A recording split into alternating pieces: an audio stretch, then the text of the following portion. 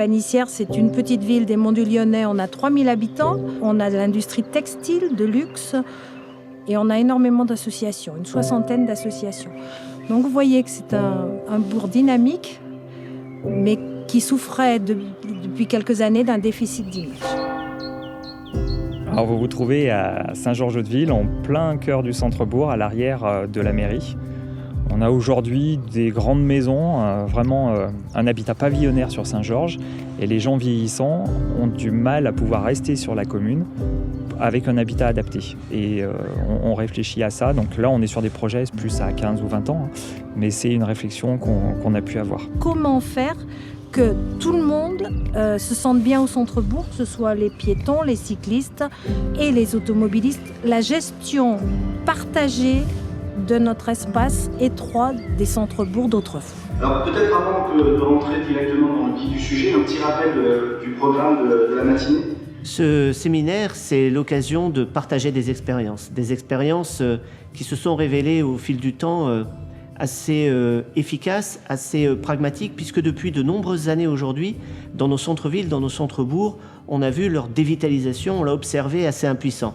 Et finalement, on se rend compte que quand nous travaillons, tout le monde autour de la table, autour d'une direction donnée par les maires, eh bien, on se rend compte que ça fonctionne, ça marche. On arrive à sortir des projets, on arrive à les cofinancer. Et ces séminaires que nous organisons aujourd'hui font des rencontres entre des villes qui essayent de revitaliser leur centre-bourg, des villes qui ont réussi, des villes qui sont en cours de le faire et qui ont besoin de l'expérience de ceux qui ont réussi. La revitalisation centre-bourg, c'est quand même affaire de complexité, qu'on aborde une pluralité de thèmes qui vont de l'habitat aux équipements, en passant par les commerces, en passant par la démographie, la mobilité, tout finalement les thématiques qui font le fonctionnement et le développement des territoires. Qui continuent à habiter des habitants, mais éventuellement de moins en moins. Les habitants habitent souvent à un endroit, travaillent à un autre endroit, font leurs achats dans un autre endroit.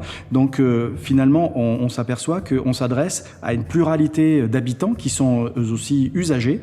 Je mets vraiment une logique de participation citoyenne qui permet que les intentions des uns se rapprochent des intentions des autres, s'assure ou assure que la décision prise soit juste, soit pertinente et contribue à ce que le projet vienne servir les habitants sur le territoire quand ils y habitent.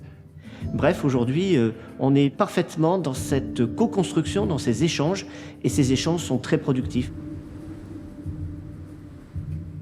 Loire-Forêt a fait un appel à projet auquel nous avons répondu et je pense que grâce à notre participation citoyenne que l'on avait travaillé en amont sur la commune, on a pu être sélectionné.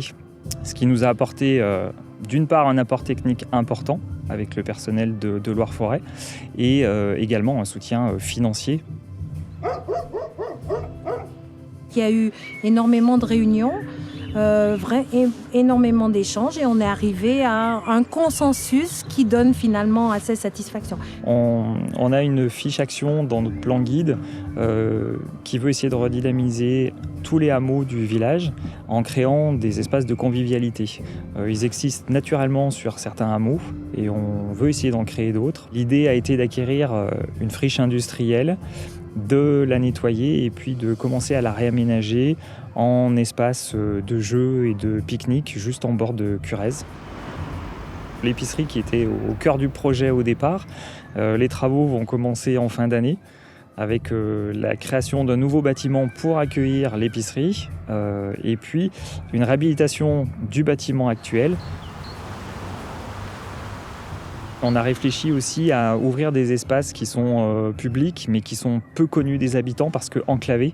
Donc l'idée c'est de faire des parcours notamment avec une signalétique sur le petit patrimoine et cet espace de jardin, on va essayer de l'aménager pour qu'il y ait une table d'orientation, pour qu'il y ait également un jardin de plantes aromatiques et faire un travail peut-être avec les passionnés de jardinage et l'école de Saint-Georges, puisque l'équipe pédagogique est favorable à ça. Notre préoccupation, c'était l'accessibilité. Ça a été vraiment un point fort. On a rendu tous les commerces accessibles. On a enlevé les trottoirs. Donc, tout le monde peut circuler dans notre centre-bourg. Dans l'aménagement, on a inclus un éclairage.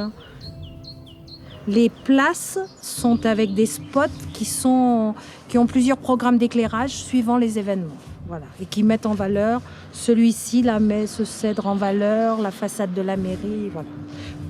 Et la façade de la mairie qu'on va refaire parce que maintenant, bien sûr, elle a vieilli.